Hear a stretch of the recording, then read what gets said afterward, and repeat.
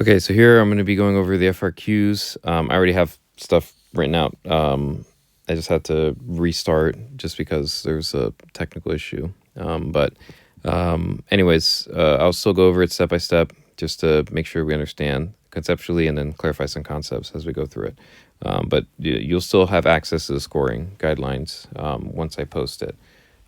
So anyways, let's go over the problems. So here we have a charge insulating sphere.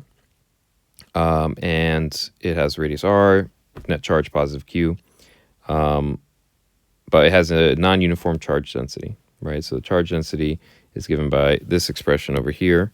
Rho is equal to c times r, all right? And then here to kind of explain it step by step, I want to go over this. Okay, so anyways, I'm going to kind of highlight the important details as we work through the problem.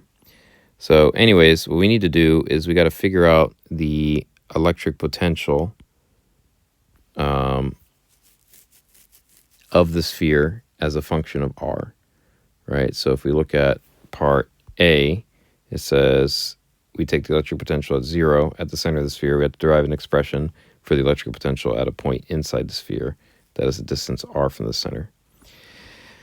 Okay, so anyways, the way we're going to approach this problem is very similar to what we've been doing in Unit 8. We're going to be constructing a Gaussian surface and looking at the flux through that surface.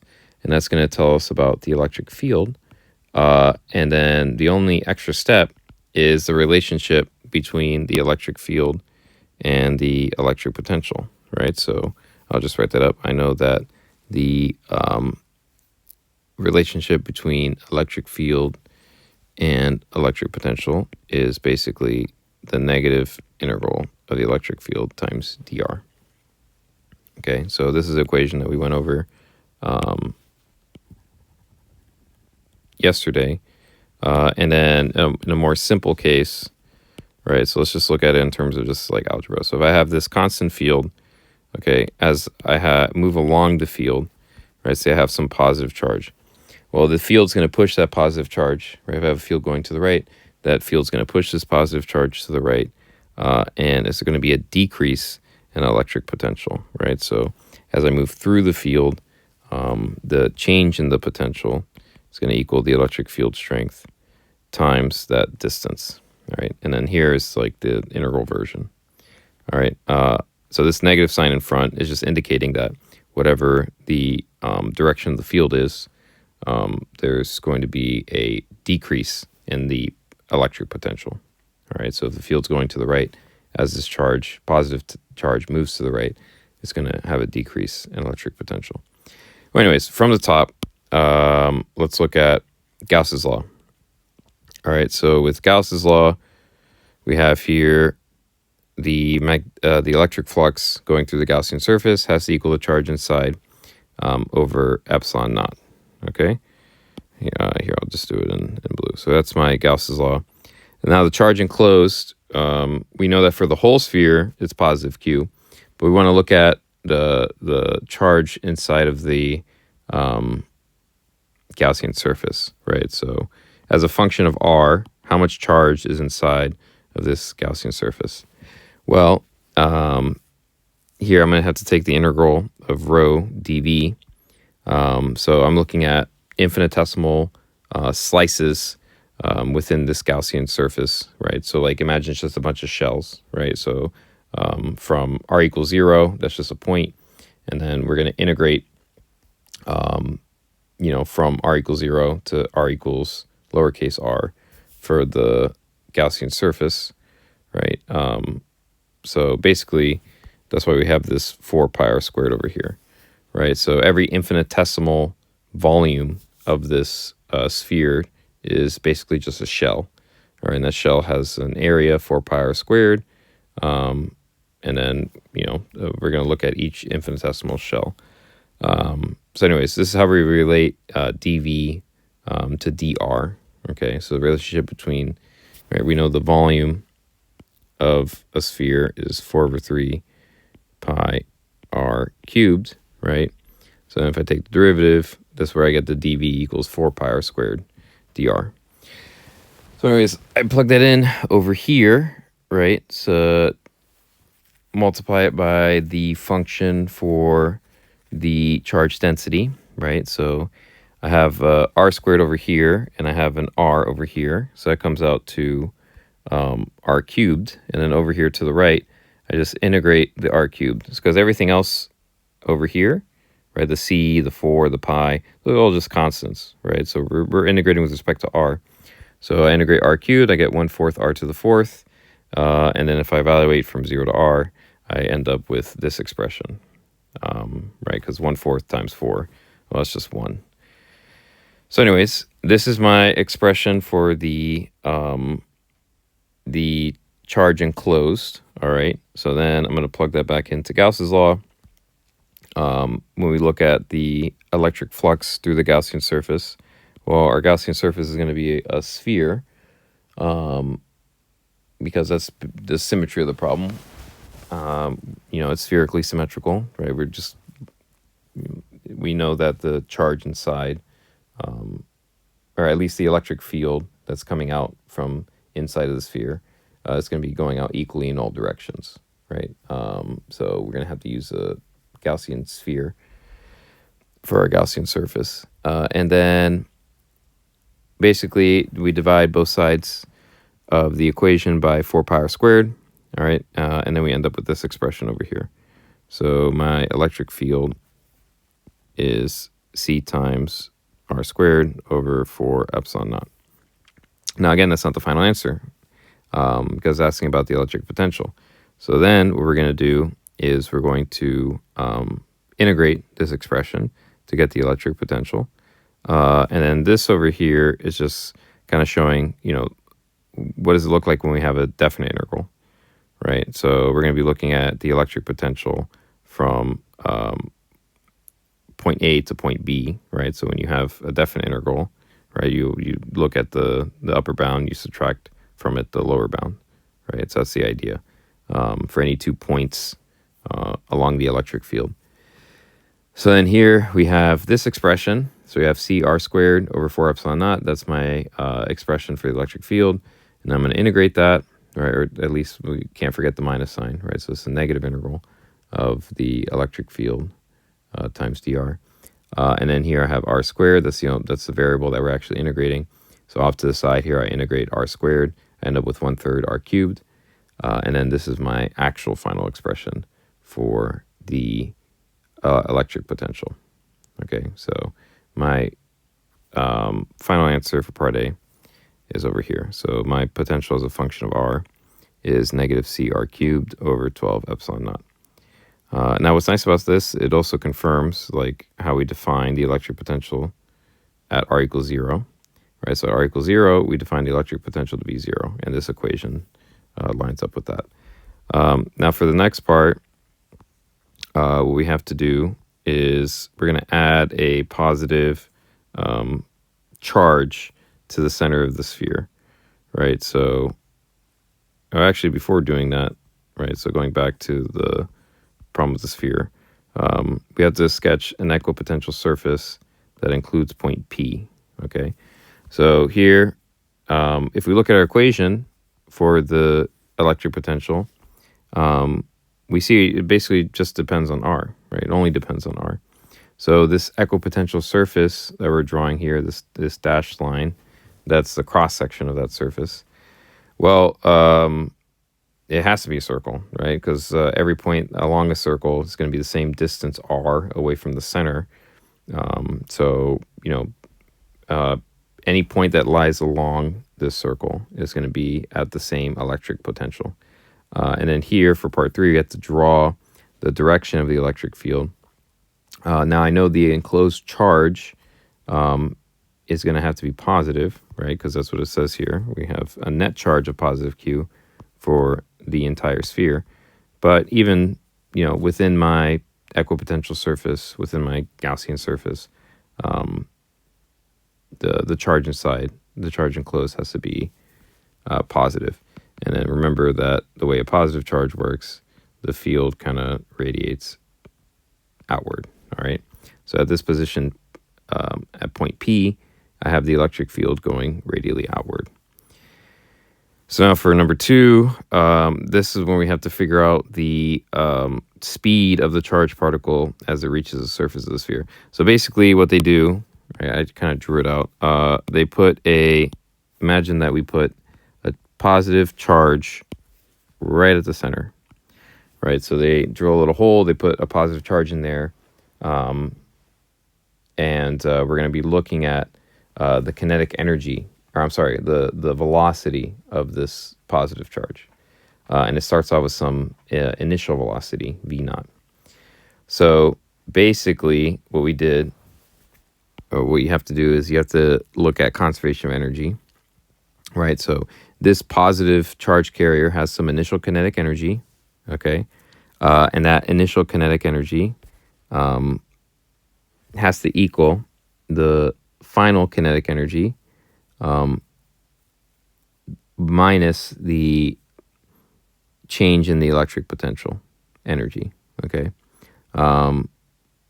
So an analogy in terms of mechanical energy when we're dealing with gravity. So it's almost like well, actually, it's not necessarily the perfect analogy because it's going along the direction of the field. Oh, no, it works out. Yeah. So the positive charge is going to be gaining kinetic energy, right? Because if I have a positive charge in a field, right? So let's say the field's going this way. Well, it's going to experience a force, right? And that field is going to be doing work on that positive charge, right? But the work done from a conservative force, okay, that can be thought of as potential energy, right? So there's a potential to do work on this object to increase its kinetic energy, right? So just like when you drop a ball and its kinetic energy increases, it's losing gravitational potential energy.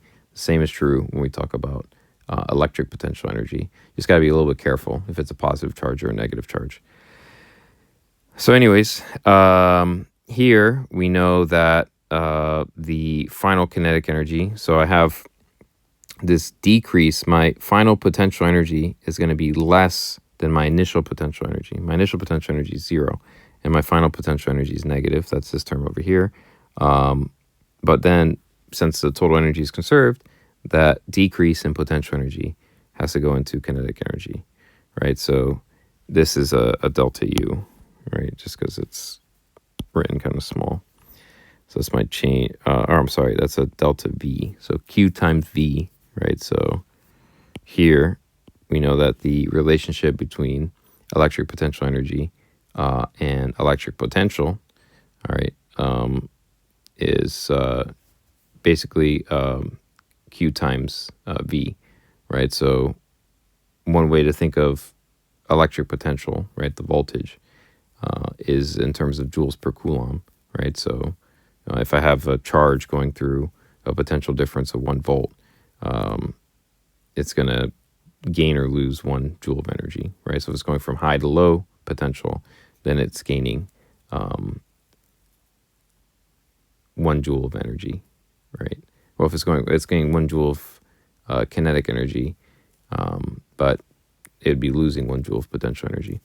Either way, we have this expression here for the potential energy. And we're going to use it to figure out the final velocity. So here I have the initial kinetic energy that equals the final kinetic energy minus the potential energy, right? So it's going to be losing potential energy. The potential energy is decreasing. The electric potential energy. So here, what we're going to do is basically I rearrange the expression, right? So this is my final potential energy. I want to solve for VF, so I'm going to move this over to the other side of the equation. And then we're going to divide both sides by 1/2 m. And we divide both sides by 1/2 m. Wait, 1 second. Oh, no. Yeah, all right. That's what was going on. Okay. Yeah. So we have to divide by 1/2 of m. All right. So I have here CR cubed over 12 epsilon naught, okay? And so when we divide by 1/2 of m, in this denominator, I end up with 6 epsilon naught times m, right? And then obviously the 1/2 m's go away in front of the v squared terms. And then finally take the square root, and then the final velocity is square root of v naught squared plus q times cr cubed over 6 epsilon naught times m. So I know I write it out pretty small, but it's to fit it all within this space. Okay, so anyways, as a recap, just understand that a charged particle is going to be feeling a force in the same direction as the field, right? So a positive charge, right, is going to move in the same direction, or it's going to feel force in the same direction as the field. So its kinetic energy has to increase. It's going to be decreasing in electric potential energy, but that energy gets converted into kinetic energy. And that's pretty much it for this one. And let's move on to the second FRQ. So here, let me just erase all of this just because I want to kind of go over this one fresh. So anyways, we have these 4 charges, 2 positive charges on the left-hand side and 2 negative charges on the right-hand side. And we have these different points here where we're going to be looking at the electric field, all right? So here we have to indicate the direction of the electric field and the way we want to think about it. So remember that positive charges, the electric field radiates outward, and then for negative charges, it is going towards the negative charge. Now these are separate. If I had 2 of them close together, right, so now these electric fields can interact with each other. Then as we saw from the simulation, and as we got a feel for it when we did the electric potential lab, right, looking at the electric field and the equipotential lines on that conductive paper, the field lines kind of look like this. Okay, so they go towards the negative charge and they go away from the positive charge.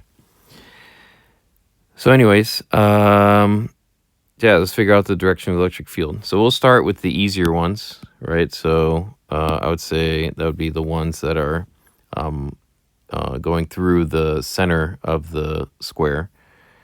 So here at this point, well, I know I have electric field going to the right from these 2 positive charges. And then I also have electric field going to the right from these negative charges. So the electric field is clearly going to the right for this point. Now for this point over here, the direction of the electric field from the negative charges, right? So I'll just draw it over here in different color. Well, from this top charge, right? Oh, whoops, it's negative, so it's going this way, my bad. So these negative charges, okay, the electric field points inward, right? Because it goes towards the other negative charges. Either way, the contribution from these 2 charges are basically going to cancel out. So the 2 negative charges on the right-hand side, since this point is directly below this negative 2q charge, and then directly above this negative 2q charge over here, then those vertical components of the electric field at this point are going to cancel out. So the net effect is my electric field at this point is going to be going to the right. So let's see here. So I have my electric field going this way. You can also kind of think of it in terms of the electric force, right? The electric force is directly related to the electric field, right? So it's the force that a charge is going to feel within a field. So, right, you can imagine it. Say we're to look at the forces at this point, right? Well, I have an attractive force towards the negative charges, and I have a repelling force from the positive charges. And then if I add these up, well, I end up with a net force going to the right. And it's going to be the same direction as the electric field when we look at positive test charges. All right, anyways, this one here, now this one, the electric field is now pointing to the left, right? So if we think about it, I have electric field at this point from the two gray positive charges here. It's going to be pointing to the right, but the negative charges have the magnitude of the charge is larger. And not only that, it's actually closer as well, right? So if we look at the general formula for the electric field, that looks like this, right? So KQ over R squared, okay? So overall, the net field at this point is going to actually be going to the left, right? Just because the contribution to the field from the negative charges is going to be larger than that of the positive charges, right? The negative charges from this point, right? If I put a positive test charge here, the negative charges are going to pull it to the left, and the positive charges are going to push it to the right. But the negative charges, the force is going to be larger. So electric field here is going to the left.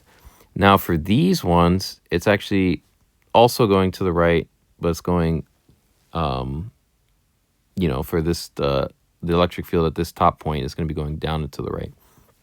And let's understand why.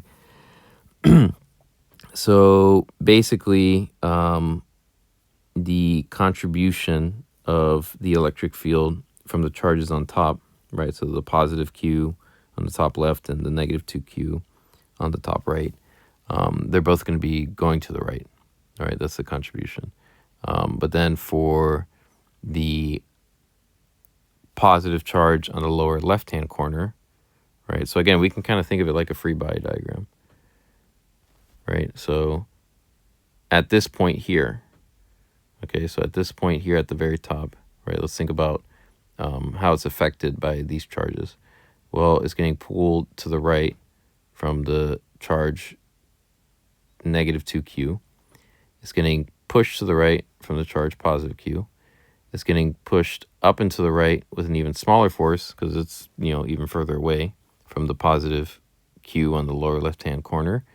But then it's getting pulled this way from the negative 2Q charge.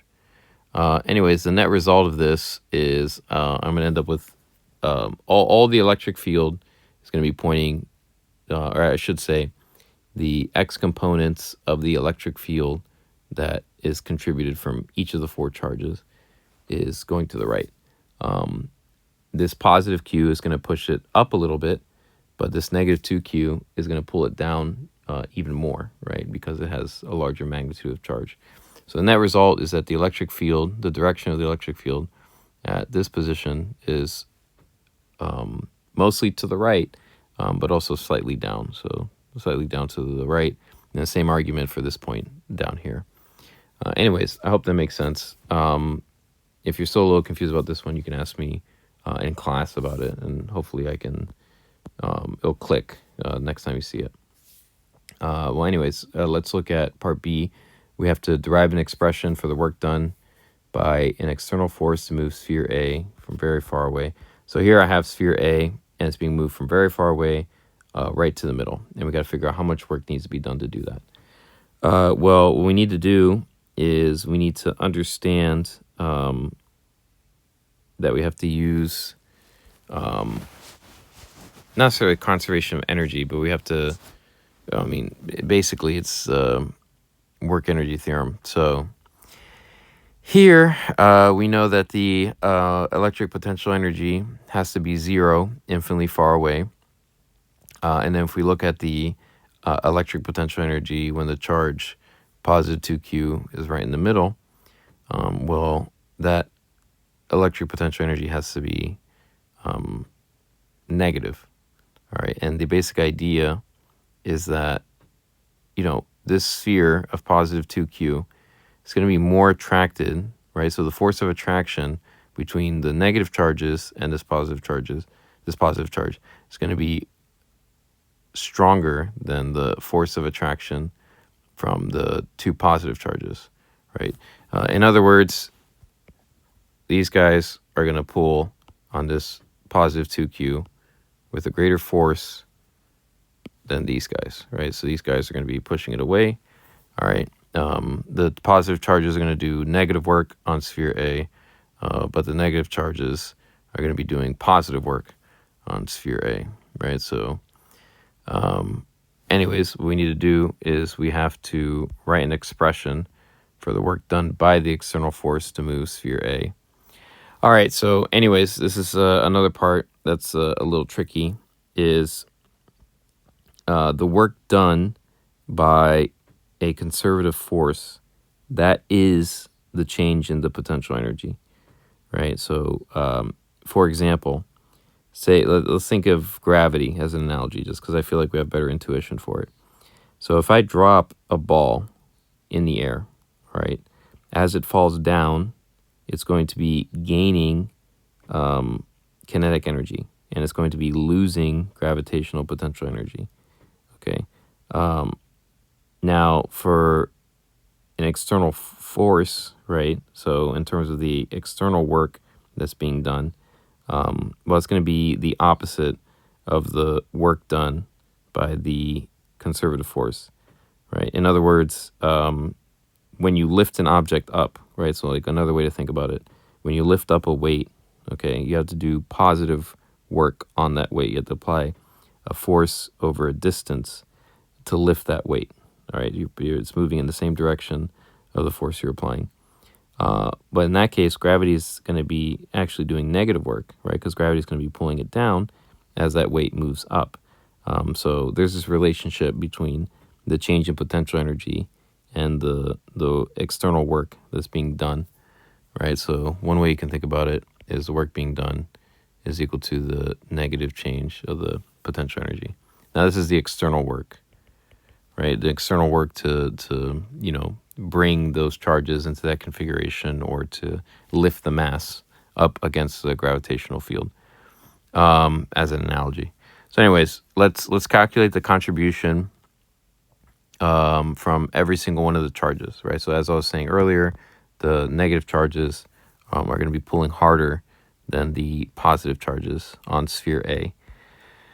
So we have the generic formula here, K, Q1, Q2 over R, and then we're going to be plugging in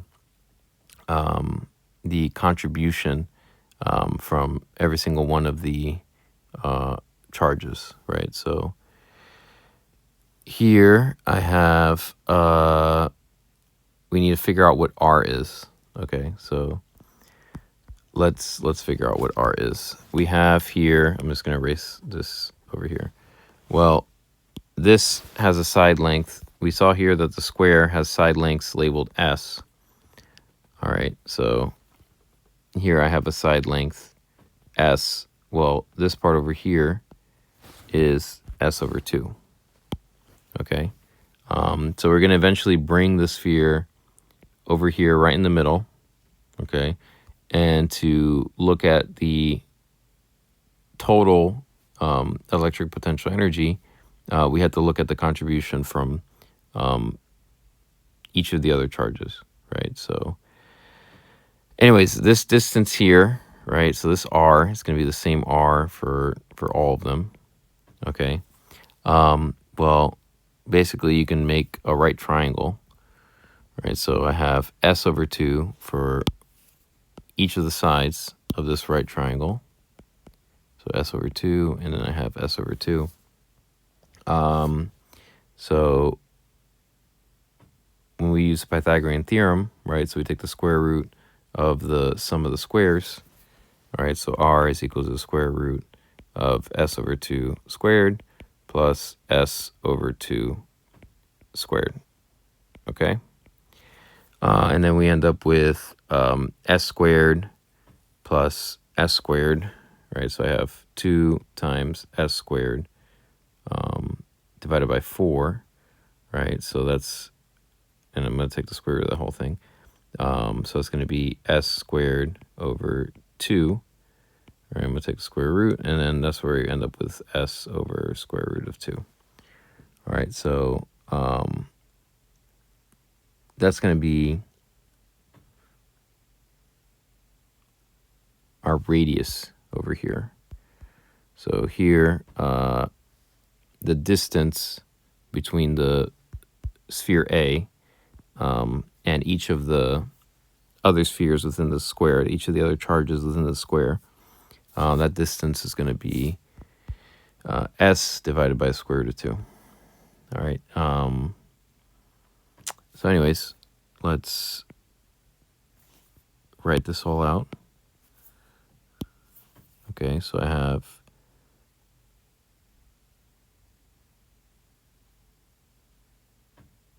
okay. So anyways, I have s divided by square root of 2 over here. And this is a contribution from the charge in the top left-hand corner, right? So I have positive q in the top left-hand corner, and then sphere A has a charge of positive 2q, and that's multiplied by Coulomb's constant. So again, Coulomb's constant is 1 over 4 pi epsilon naught. It just takes less time to write. And that's going to be over s. So s is the side length, right? So again, we have to express everything in terms of qs and other physical constants. All right, so it's going to be s over square root of 2. Then we get the same contribution from the charge on the bottom left, right? So we have the same contribution here over s divided by square root of 2. Now, the electric potential for the negative charges, right? So basically I'm going to add k times 2q times negative 2q over s over square root of 2. And then same deal over here. This is going to be like for the other charge of negative 2q. So f times 2q times negative 2q all divided by s over square root of 2. So all these denominators are the same. I'm just going to add up the numerators. Okay, so I'm just going to look at the numerators. All right, and then I have 2kq squared plus 2kq squared minus 4kq squared minus 4kq squared. These are just the numerators, right? I'm just, saving time. So we're going to put all those together, and our total, right? So I have 2 plus 2, 4, minus 4, 0, minus another 4, and that's how we end up with this expression. So the work done in bringing that positive charge is equal to negative 4 kq over s divided by square root of 2. And then if you want to simplify this expression, well, I can multiply by square root of 2 over square root of 2, right? Because again, I have a complex fraction here. So if I want to simplify the expression, well, the square root of 2's are going to cancel out within the fraction in the denominator, and then I'm going to have a square root of 2 up in the numerator. So my final expression is negative 4 times the square root of 2 times kq over s. Okay, and that is the work done by an external force to move sphere A from very far away to the center of the square. Okay, so anyways, now we have to sketch a graph of the electric potential energy. All right, so the electric potential energy, so we know that it has to be negative, right? So deriving expression of work done by the external force to move sphere A. Okay, so we know that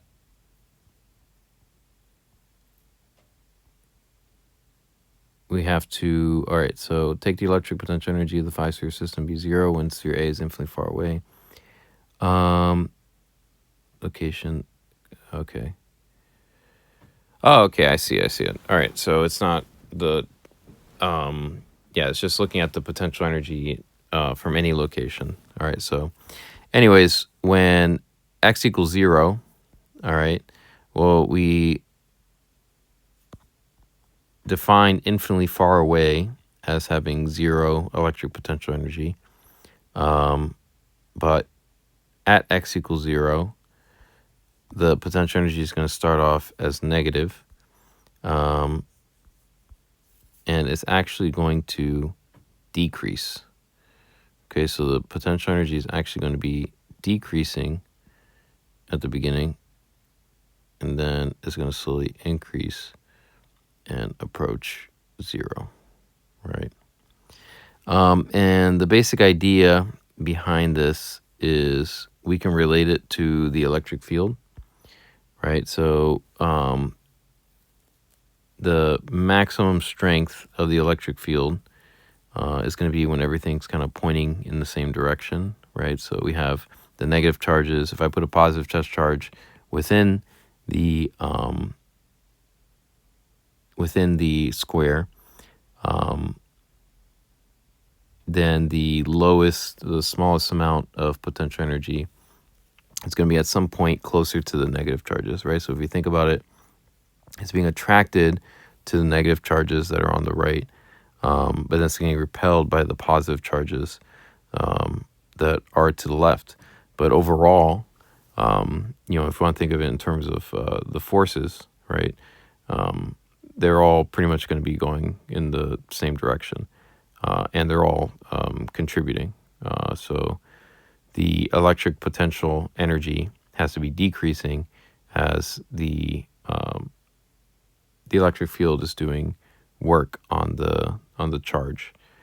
So in other words, this positive 2q, right? One other way to think about it is if I had it at x equals 0, it's naturally going to get pushed to the right, okay? And that's going to reach a point where basically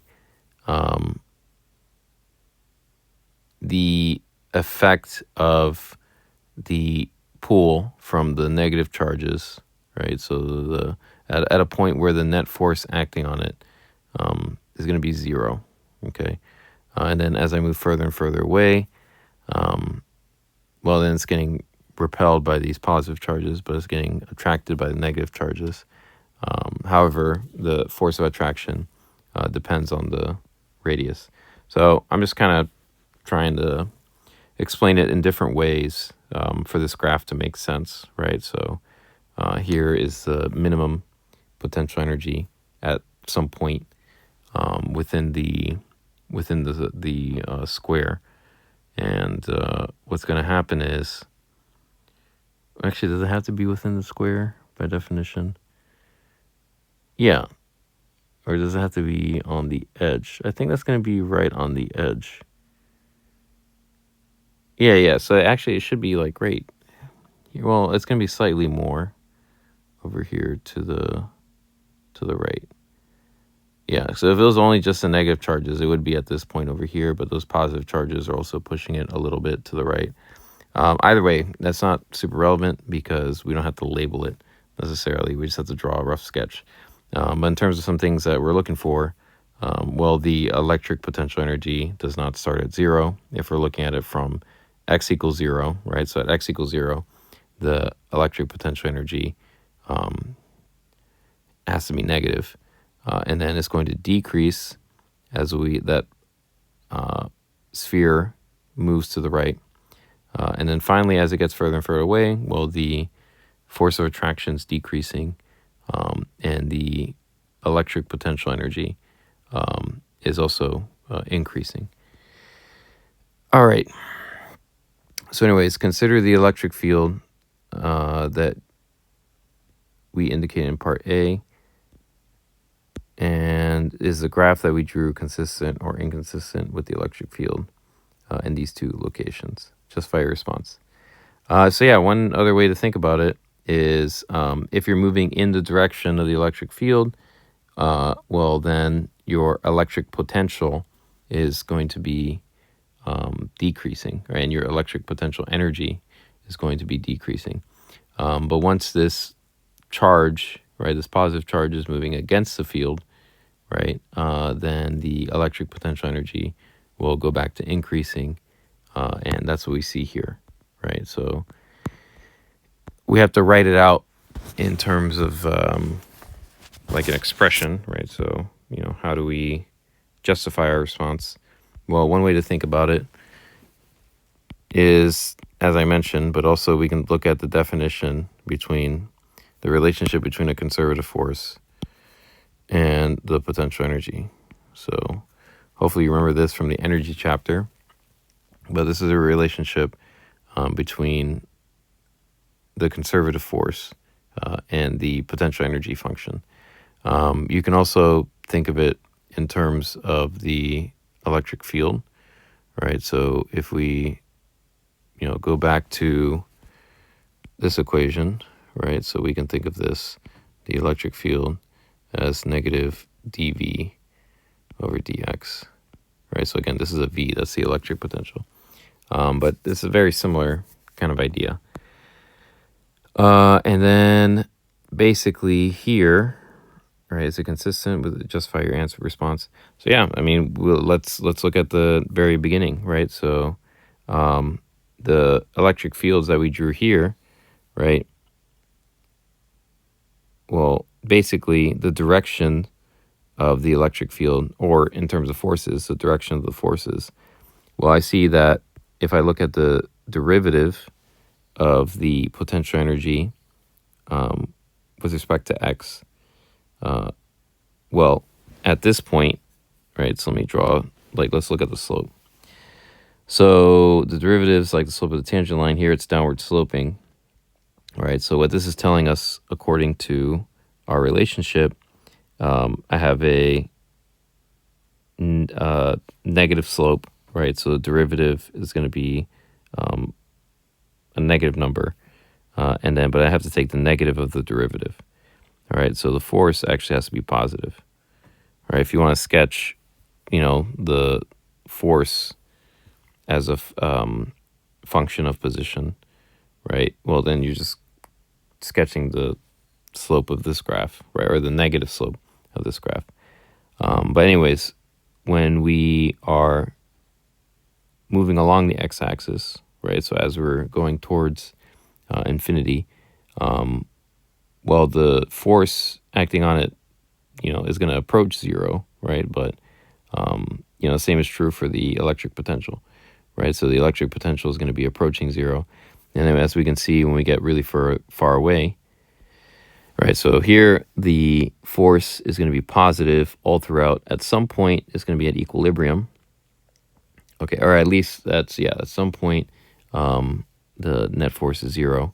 And then we're going to reach a point where the net force is going to be pointing to the left, right? So the force acting, right? So if the electric field at this position, as we argued earlier, is pointing to the left, then that's also the force that a positive test charge would experience. So that's why the graph is going to be upward sloping, but decaying, right, in terms of slope as it approaches infinity. So if I look at here, the derivative on this side, well, we see that's positive. And if I take the negative of the derivative, then I'm going to get a negative value for the force that's acting on it, on the sphere. And that kind of makes sense, right? So here I have forces that are considered to be positive in the direction of motion of the particle, and then, or the test charge. And then when I get all the way over here, well, now the force is pointing the other way, right? It's going to be going to the left. All right, well, anyways, hopefully that made sense. And if you have any questions, just let me know. We got to go through a few more problems, and then we'll be done. All right, so I'll go through this one rather quickly, just because we had a very similar lab.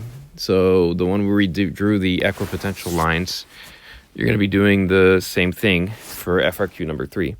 It's set up a little different. So when we did the lab, we just had electrodes. This one has metal rings. And then we had the conducting paper where we could actually measure the voltage. All right, so anyways, here you have to do experimental design. So, I mean, it's very similar to what we did. We had a power supply instead of a battery. But basically, you have to connect the leads. Actually, you can read the scoring guidelines for a sample response. I kind of went over it in my own words, but Basically, what you're going to want to do is, and now our paper had, when we did the lab in class, right, the paper had square centimeters kind of already set up on it. But here, again, you want to always specify how you're going to be gathering the data, right? So, you could also measure it with a ruler, right, or a meter stick. I think we were using a ruler when we were looking at the strength of the electric field. All right, well, anyways, so in terms of procedure, how we're going to collect data to create a linear graph that can determine whether the electric potential is inversely proportional to the distance, and when the potential is taken to be zero, infinitely far away. Yeah, so we're basically showing that as you move away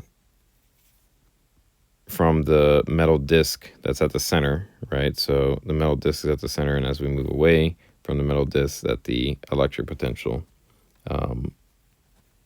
is inversely proportional to the radius. So anyways, what you can do is you can take measurements of the rings, right? So the disc and the ring, measure the diameters with a meter stick, and then if you divide by 2, you get the radii. And then you can place the disc right at the center of the ring. You're going to connect the terminals of the battery to the discs, right? So, I put that you connect the positive terminal at the center, then you connect the negative terminal, the ground, the black wire. You're going to connect that to the ring on the outside. And then with the multimeter or the voltmeter, right? You want to specify voltmeter. You're going to be measuring the voltage at different points along the conducting paper, right? So I put touch the black probe of the multimeter to the ring. Yeah, place the red probe on the paper, and you're going to be measuring and recording the voltage at different locations. All right, so you're going to put the red probe of the multimeter at different spots, measure what the voltage is, and then you're going to record that data. And then when you make a plot, right, if you plot the voltage at the different positions with respect to the radius from the center, then you should see, if you see a straight line, right? So basically, if I plot V versus 1 over R, and I get, from my data, I see I get a straight line, well, then that's how we know it's going to be inversely proportional. All right, let's see. Part B. Describe how the students could create a linear graph that could be used to determine whether the electric potential is inversely proportional to the distance r from the disc center when the potential is taken to be 0, infinitely far away. Wait, hold on. I think I just repeat. Yeah, when taken to be 0, infinitely far away. Okay. Well, anyways, it was just as I was saying. We're going to be looking that the voltage is inversely proportional to the radius. So what you can do is you can graph the electric potential difference versus 1 over the radius, or 1 over the measured distance from the center, right? So you're putting the multimeter probe at different spots, right? So you're going to place the multimeter probe at different spots in between the disc and the ring. And then here, how can they create a linear graph? Well, basically, right, we know that we're going to be measuring the potential, right? And we're going to be measuring the distance, right? So here in this image, they put the black probe over here. But let's imagine that we put the black probe and we attach it to the ring, okay? And then the red probe over here, we're going to want to record this distance, right? And then we're going to record what the voltage is, or what the electric potential is at that position. And then you're going to go around the disc and the ring. And basically, if I plot V versus 1 over R, like I was saying, right, then you should get a straight line, right? We can put like V equals some constant over R. Okay, and then y equals mx plus b. We can linearize it. Okay, and then we're going to put voltage, or the measured voltage from the voltmeter on the vertical axis. We're going to put 1 over r on the horizontal axis. I guess I can rewrite this. Let me write in here. Green doesn't show up super well. So yeah, so v is equal to some constant times 1 over r, right, times 1 over r. All right, and then this is where you're going to plot. And if you get a straight line, right, then you know that these two variables are inversely proportional. All right. Okay, so now we're going to replace it with two metal objects, and we're going to determine the magnitude of the electric field in the region. And then the students define a coordinate system on the paper, where the lower left-hand corner of the paper is the origin, and the x and y coordinates are at different locations. Yeah, so it's kind of like the conductive paper that we had. There's all these little boxes, right, that were 1 square centimeter. Okay, or actually it's more like, it was like a grid, right? So we had this grid on the conductive paper, and you can use this grid to define coordinates, right? So they take that to be 0, 0, and then they have all their little coordinates on the conductive paper. So we're going to indicate what quantities could be graphed to yield a straight line that could be used to calculate an experimental value. Now, this one's actually very interesting because basically this also kind of depends on the direction of the electric field, right? So this is something that you have to infer from the data. So do I use my x coordinate or do I use my y coordinate? Well, we know that, so remember when we did the lab, right, we had our little terminals here, right? And obviously it would vary more with the, I guess it would depend on both the x coordinate and the y coordinate. But based on the data that we have here, right, let's think about what variable substantially changes what the potential difference is, right? So here for an x coordinate of 41, I have 9.62. For an x coordinate for all these, so all these 41, 41, 41, and then I end up with more or less the same potential difference, right? But then my y coordinates are changing, right? So my y coordinates are changing by quite a bit, and the potential difference doesn't change by quite a bit.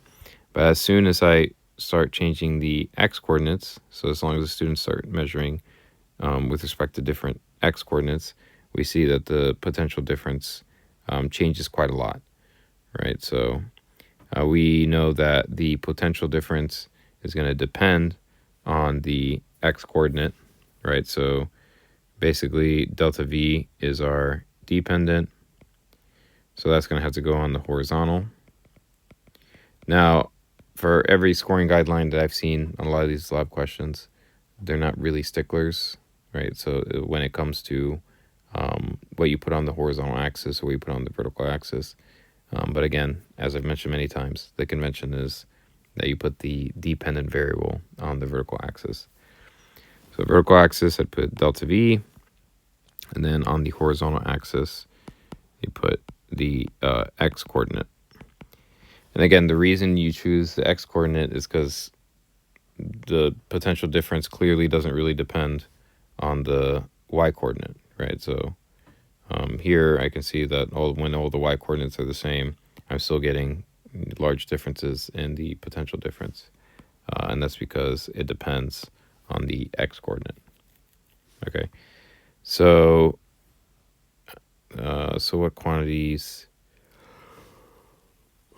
Okay, so anyways, you don't really necessarily need to make any new quantities, right? You can still use the potential difference and the x coordinate, but you're going to want to draw a graph, right? So with every graph, you have your title, you label your axes, and then when you draw your best fit line and you want to measure the slope, then you make sure that you choose 2 points that are on the best fit line, so not necessarily data points. All right, and that's pretty much it. So, same grade draw, yeah. So that's it for the lab-based question, and almost done. Okay, so over here, this is the very last one. We have these 2 different charged semicircles, okay? One has a non-uniform linear charge density, lambda naught times x over L, and then the other one has a uniform charge density, lambda 1. Okay, so here this is lambda 1, and then this one here is lambda 2 is equal to lambda naught times x over L. But they both have the same charge, the same total charge Q, and then it's asking here, so taking the electric potential to be 0 infinitely far away, let's see, which of the following correctly compares V1 to V2? Okay, so we're looking at the electric potential at these points. We see geometrically they're at the same position with respect to the semicircle of charge. Now, the deal is, let's again, just look at, if you aren't entirely sure on how to approach a problem, as a piece of advice, just look at the equations that you have in your equation sheet. So I have this general formula for the electric potential, and it depends on the charge, and it depends on how far away that charge is. And that tells you what the electric potential is around the charge. Well, for these two, since they both have the same charge, the same total charge, and the distance from the point of interest is the same, then technically V1 should equal V2. I know this seems a bit odd, right? Because when we were doing, if this was talking about electric field, that wouldn't necessarily be the case. Yeah, so and basically that has to do with the fact that electric field is a vector, and you have to worry about the components. So if I have a nonlinear charge density, right, then there's going to be a larger contribution on one side of the ring versus the other side of the, I shouldn't say that. They're 2 insulated thin charge rods, okay, and they're made into a semicircle. So anyways, electric, one way to think about it is electric potential is a scalar, okay, whereas electric field is not. It's a vector. You have to worry about the components. So again, we have to justify without actually using any equations. Let me think. Another way to think about it, actually, this can be helpful. So this has some total charge Q, okay, and basically what we're doing is we can imagine that this is a bunch of little tiny charges that are distributed along the rod, which, I mean, essentially it is. But in terms of calculating the total electric potential at that point, you would look at the contribution of every little bit of charge along the rod, right? And since the total charge is still the same, then, and it's the same distance away from each of the small discrete charges, then the sum of the potentials should be the same. One way to think about it as well, right? So let's just imagine I have one charge, positive Q, and it's some distance r away from the point of interest where we're measuring the potential. Well, you'd get the same contribution whether or not you smear the same charge across a thin rod or not, right? So, let's say instead of this, we had Q over 2 on the left-hand side, right? So all the charge is concentrated at the edge of the rod, right? So I have Q over 2 over here, and then I have, roughly the shape of a semicircle, and then I would have Q over 2 over here, right? So when you calculate the electric potential, right, you'd have KQ over 2 divided by R plus KQ over 2 divided by R. So basically what I'm trying to show with this example is that because in this situation the total charge is the same, and every little bit of charge is the same distance away from the position where the voltage is being measured, then you're going to have the same value for the electric potential. Now let's actually derive an equation to show that, because that's what part C is. We have to correspond with our answer for part A. So here, what I'm going to do is erase this over here to make some room. And then we'll go through the last couple of problems. So here, what we want to do is we need to set up an integral in terms of the linear charge density, right? So we have this function here for the linear charge density, and we're deriving an equation for the electric potential V2 at the center of the arc, right? So not V1 that has a uniform linear charge density, but for V2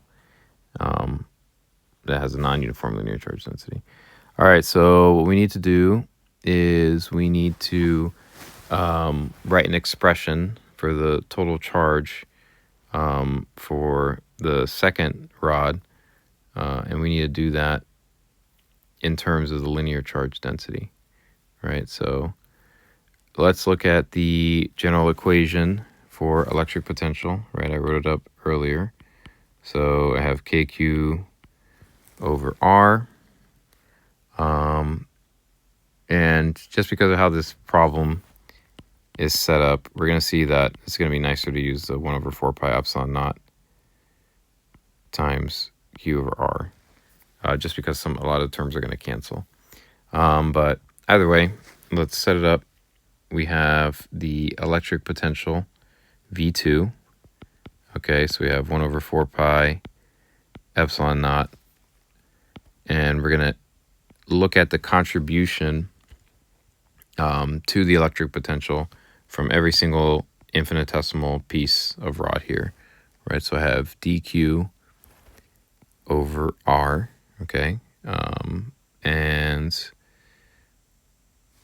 at this point, what we need to do is we need to write it in terms of this linear charge density, right? So I know that I can rewrite dq as equal to lambda 2 times dx. Okay, as we go across this rod, right, from x equals 0 to x equals L. So now at this point, I can rewrite it again because I know that lambda 2 is equal to lambda naught times x over L. All right, so I'm going to rewrite this again. So I have lambda naught times x over L times dx. Okay, so now let's actually evaluate the integral, right? And along with our bounds of integration, so now we have an expression for dq. I'm going to rewrite this. V2 is equal to 1 over 4 pi epsilon naught. And we're going to integrate from x equals 0 to x equals L. And then we're going to put our lambda naught times x over L. Oops, put a 4 there.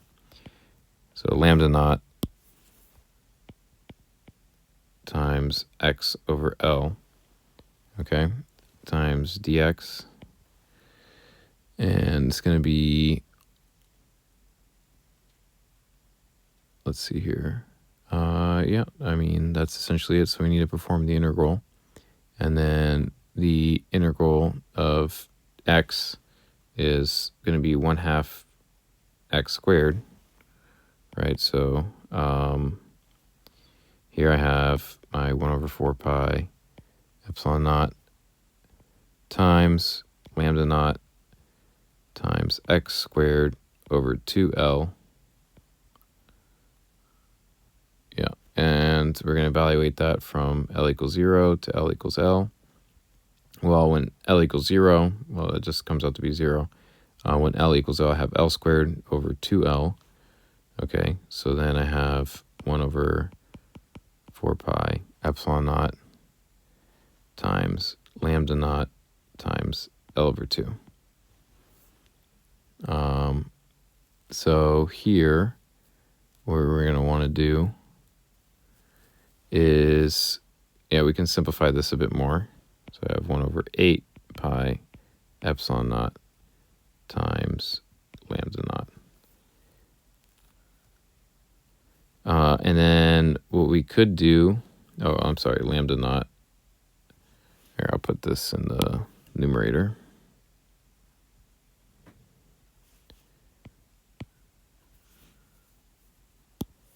Okay, so lambda naught times L divided by 8 pi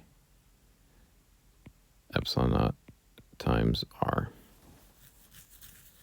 Okay, so that's going to be our equation for the electric potential at V2. And then actually, they can simplify even further. So we can simplify even further because I know this length L is half a circle, right? So the circumference of a circle is 2 pi r.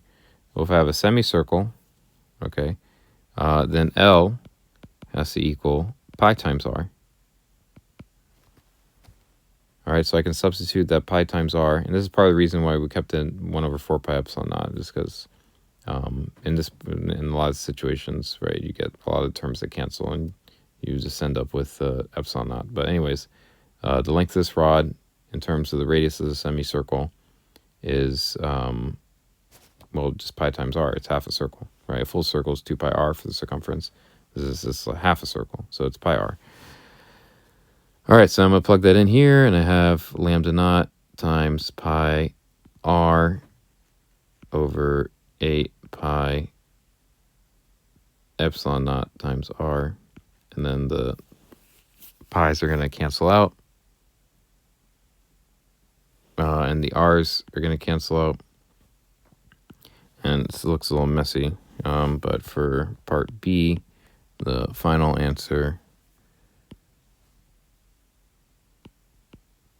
is lambda naught divided by 8 times epsilon naught. All right, and then by determining the total charge